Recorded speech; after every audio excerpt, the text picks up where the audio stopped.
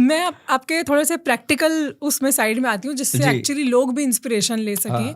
तो आप मुझे बताइए, आप इतने सालों से आयुर्वेदा फॉलो कर रहे हो, प्रैक्टिस कर रहे हो और लोगों को सिखा रहे हो, उनका इलाज कर रहे हो।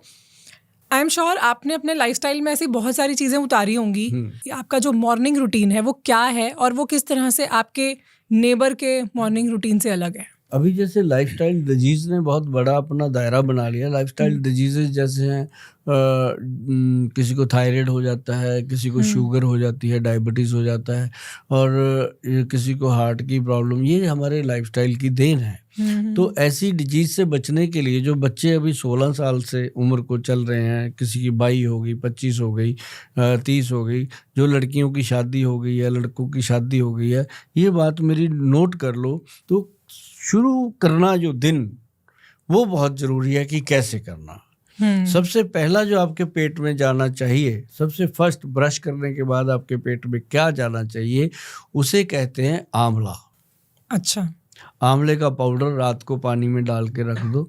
जैसे ही आप सुबह ब्रश करते हो उसको सिप कर करके पी लो। तो उसमें क्या है, दूसरी चीज़ जो खानी है वो खानी है हमने, या तो अकेला खीरा खा लीजिए 15 मिनट बाद, या फिर पूरा सैलेड, एक प्लेट सैलेड खाएंगे। तो अगर कोई जो लोग मतलब वो लेते हैं, ये मेरा अपना है जो मैं बता रहा हूँ, जो लोग ओसिड इस तरह के कोई भी कैप्सूल खाते हैं गैस के लिए, सुबह सुबह जलन एसिडिटी का कैप्सूल नहीं खाते लोग, खाली पेट खा लेते हैं, पेंटासिड्स, हाँ वो इस टाइप के, तो वो बिल्कुल नहीं लेना पड़ता अगर आपने खीरा खा लिया। ऐसी चीज है, खीरे के अंदर इतना मतलब आपके अंदर जा करके वो गट को क्लीन करता है। उसके बाद आपका काम है, जब आपने सैलेड खाया, सैलेड के अंदर नींबू नहीं डालना। अच्छा। नींबू के स्थान पे आप ऑलिव ऑयल एक्स्ट्रा वर्जिन डाल सकते हो, जिसे जैतून का तेल कहते हैं। तो वो डालेंगे, उससे बहुत ज़्यादा टेस्टी हो जाता है और अंदर इंटेस्टाइन को लुब्रिकेट करता है वो। और दूसरी चीज़, आप 15 मिनट के बाद जो भी आपको पसंदीदा है, जो आपको अच्छा लगता है, वो वाला फ्रूट खाएं। सैलेड में चुकंदर और गाजर का होना बहुत ज़रूरी है। और जो आप फ्रूट खाते हैं उसमें आपको तरबूज, पपीता का होना बहुत जरूरी है, और 1-2 पीस खजूर हो जाए तो और भी बढ़िया। अच्छा। खजूर का अपना ही मतलब ब्लड वर्धक होती है, खून बढ़ाती, तो ये हो जाए तो बहुत अच्छा। उसके बाद आप रुकिए, अपना अखबार पढ़ते हो, मोबाइल देखते हो, कुछ भी करते हो, कुछ समय फिर रुकिए। रुकने के बाद एक चीज है, अगर आपको डायबिटीज है तो बता देता हूँ, अगर आपको बैक पेन है तो उसके लिए भी काम करेगा, आंखों की नज़र कमजोर हो रही है उसमें भी काम करेगा, किसी भी तरीके की बॉडी में वीकनेस आ रही है उसके लिए जबरदस्त मल्टीविटामिन का काम करेगा। वो है क्या? कलौंजी, मेथी और काले चने। अच्छा। कलौंजी जो होती है, ये कलौंजी के 10 दाने करीब और मेथी के 20 दाने के करीब और 30 दाने काले चने। अच्छा। पानी में डाल के रखे होंगे, रात को रखने चाहिए। वो आप फ्रूट खाने के 15-20 मिनट बाद उसको आप चबा चबा के खाइए। उसको खाते ही आपको भूख लग जाएगी। अच्छा। फिर अपना जो दिनचर्या है वो कीजिए। जो आप नाश्ता करते हैं, नाश्ते में कोशिश करो कि परांठे सिंपल लो, उसमें आलू वालू मत डालो, सादा परांठा बनाओ, बढ़िया घी में तल के अच्छे से उसको अच्छी सी चटनी बना के रखो।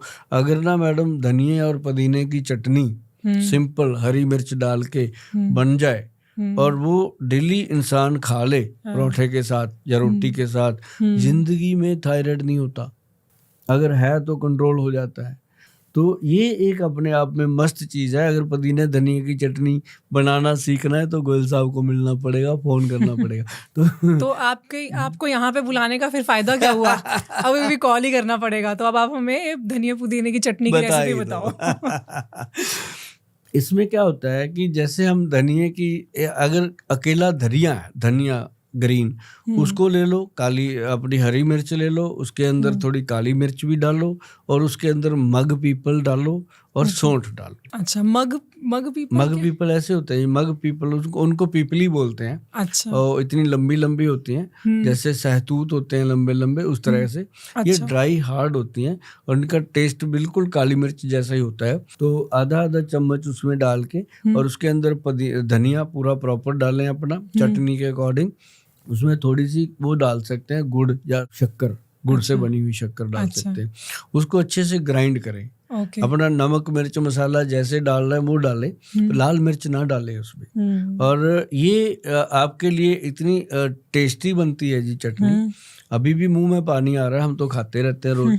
तो आपको लगेगा कि ये फालतू की चीजें हैं, बाकी ये इसी से खाया हुआ। साथ में आप सुबह सुबह इसके साथ लस्सी पी सकते हो, छाछ या दूध पी सकते हो, या फिर आप चाय पियोगे वो तो फिर आपकी मर्जी है, काम नहीं करता, बढ़िया नहीं होता। दूध पी सकते हो या छाछ पी सकते हो उसके साथ, फिर आप देखिएगा पूरा दिन कितना मस्त निकलता है। अच्छा। उसके बाद उसी समय पेट भर के खाओ, खा के अपने काम पे जाओ, और काम पे जा कर के उसके बाद 2-3 घंटे कुछ मत मुंह में डालो। जैसे ऑफिस जाते आदमी कहता है चाय लाओ, ये लाओ, वो लाओ, नहीं करो। तो उसके बाद फिर 3-4 घंटे के बाद जो आपका लंच है, लंच खूब डट के करो, और जो डिनर है वो बहुत हल्का, जा कोशिश करो कि ना ही करो। तो आपने बोला लंच अगर करना है ऑफिस में तो कुछ लाइट, नहीं तो स्किप भी करें, ब्रेकफास्ट अच्छे से लंच हैवी करें, डिनर बिल्कुल अच्छा, डिनर स्किप। डिनर जो है, जैसे ना डायबिटिक पेशेंट होते हैं कई, वो आके कहेंगे कि गुल साहब, सुबह जब हम टेस्ट करते हैं खाली पेट, शुगर बहुत बड़ी होती है, जब हम 2-3 घंटे बाद करते हैं तो दूसरी वो खाना खा के वो उससे कम होती है। जब मैं उनसे पूछता हूँ कि रात को क्या खाया था, तो बताते हैं खूब डट के खाया था, तो वो सुबह तक डाइजेस्ट नहीं हुआ, वो शुगर के रूप में आ रहा है। रात को अगर आपने अपना सही लेवल चेक करना है शुगर का, जब लैब में जाते हैं लोग टेस्ट करवाने के लिए शुगर, तो रात को 6 बजे के बाद मुंह को सी लें और सुबह 6 बजे टेस्ट दे दें, एक्यूरेट रिपोर्ट आती है। अच्छा। तो ये एक जरूरी है कि दिनचर्या जो है आपका, दूध आपके जीवन में होना चाहिए। दूध के अंदर हल्दी मिला के लो, हल्दी लो, उसके अंदर थोड़ी सी हींग डालो और थोड़ी सी काली मिर्च डालो। अच्छा। वो वाला दूध अगर पीते हो ना मैडम, सचमुच ये पेन किलर का काम करता है।